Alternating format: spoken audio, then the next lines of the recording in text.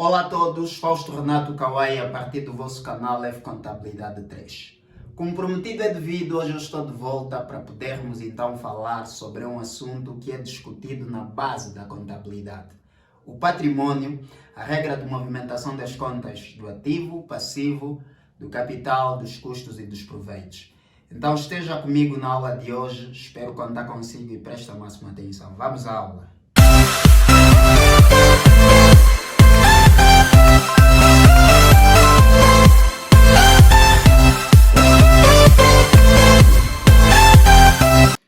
Ok, como prometido, na aula de hoje nós vamos falar sobre um assunto de base que é debatido normalmente quando estamos a começar na contabilidade. Este assunto é o patrimônio. Nós estamos aqui a fazer uma pequena introdução sobre conteúdos que têm a ver com a contabilidade e queremos começar hoje a estimular o conhecimento a partir do zero para aqueles estudantes que são iniciantes na contabilidade. Afinal de contas, o que será o patrimônio? Segundo Vincenzo Manzi, que foi um italiano, um dos precursores da disciplina de contabilidade que nós estudamos lá na história da contabilidade, ele definiu o patrimônio pela primeira vez como sendo o objeto de estudo da contabilidade no ano de 1923. Certo? Em termos práticos, nós vamos ver que este patrimônio será a agregação de três elementos patrimoniais. Para que vocês percebam bem, deixem-me escrever aqui no quadro qual vai ser a agregação destes elementos. Deixa eu colocar aqui o patrimônio. O patrimônio, vou abrir aqui uma chaveta, será um conjunto de bens, direitos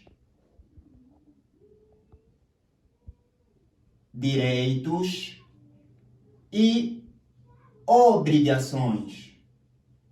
O patrimônio será um conjunto de bens, direitos e obrigações. Imagine que qualquer entidade, seja essa entidade coletiva ou uma entidade individual, qualquer um de nós, por exemplo, se levarmos para o nosso dia a dia, possui um patrimônio. Se nós estivermos a falar de uma entidade singular, por exemplo, eu, Fausto, quando possuir um telemóvel, eu, Fausto, quando possuir um computador, quando possuir um carro, estou a falar de elementos que fazem parte do meu patrimônio, não é? As dívidas, os quilapes que eu faço das minhas roupas, também fazem parte do meu patrimônio e podemos encontrá-las aqui nas minhas obrigações. Os dinheiros, ou seja, os valores monetários que eu possuo na minha conta bancária, eu posso considerá-los como bens. Por quê? Porque são meus, pertencem-me, estão na minha conta bancária. E todos aqueles que têm lápis comigo, que têm dívida numa linguagem mais terra a terra, né? Eu tenho direitos sobre estas pessoas. E esta regra não foge das empresas. Normalmente as empresas possuem um patrimônio. Este patrimônio também é constituído por um conjunto de bens, direitos e obrigações. Ok? Espero que tenham percebido. Sendo assim, vamos então partir para um exemplo fundamental. Por exemplo, nós já temos aqui um conjunto de bens, direitos e obrigações e nós queremos saber, na verdade, qual vai ser o valor patrimonial de determinada entidade. Se nós já sabemos, já temos esses três aspectos, né? Temos bens, direitos e obrigações. Vamos dizer que estes bens, mas esses direitos são a parte positiva de determinada entidade. E essas obrigações vão sempre constituir a parte negativa de determinada entidade. Por isso é que eu coloquei aqui a preto, né? Para que nós vejamos que esta é a parte negativa de qualquer entidade.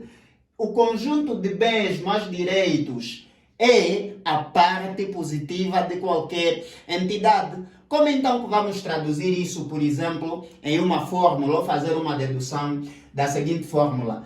Qual vai ser o meu valor patrimonial? Quando eu quiser deduzir o meu valor patrimonial, saber de facto qual é o meu valor patrimonial, eu devo me basear na seguinte fórmula. VP, por exemplo, né? VP vai ser igual a B mais D menos, esse menos O. Então, sendo assim, nós vamos ter aqui, atenção, esta fórmula é utilizada normalmente para nós descobrirmos qual será o valor patrimonial de determinada entidade. Então, vamos ter aqui VP igual a B, este B que significa estes bens, mais D que significa direitos, menos obrigações. Deixa eu repetir. VP, que significa valor patrimonial, será igual a bens mais direitos menos as obrigações. Por que há necessidade de nós retirarmos as nossas obrigações? Para descobrir, afinal de contas, o que é que nós temos de positivo dentro do nosso patrimônio. Se o nosso valor patrimonial, depois de tirarmos as nossas obrigações, é positivo ou negativo. Sendo assim, nós vamos encontrar aqui três possibilidades, né? Existe aquela possibilidade em que normalmente o nosso VP, que é o valor patrimonial, ou podemos chamar SL, que é a situação líquida, pode ser positiva. Quando é que vai ser positiva? Vai ser positiva quando, né? Isso implica dizer quando os nossos bens mais os nossos direitos forem superiores em relação às nossas obrigações. Atenção, quando os nossos bens mais os nossos direitos forem superiores em relação às nossas obrigações, o nosso valor patrimonial, vamos chamá-lo de valor patrimonial positivo. Deixem-me só aqui copiar bem a letra O. Exatamente. Quando os nossos bens mais os nossos direitos forem positivos em relação às nossas obrigações, nós vamos ter um valor patrimonial ou uma situação líquida positiva. Deixem-me mesmo escrever aqui em frente. Quando estamos perante essa situação, a nossa situação líquida ou nosso valor patrimonial é positivo. Segunda, portanto, vamos aqui partir para a segunda particularidade. Quando o nosso valor patrimonial ou situação líquida, deixem-me aqui mudar a caneta, é negativa, né? Este menos representa negativo, implica dizer que os nossos bens mais os nossos direitos são menores em relação às nossas obrigações. Então, isto implica dizer que a situação líquida ou o valor patrimonial temos uma situação líquida negativa. Certo?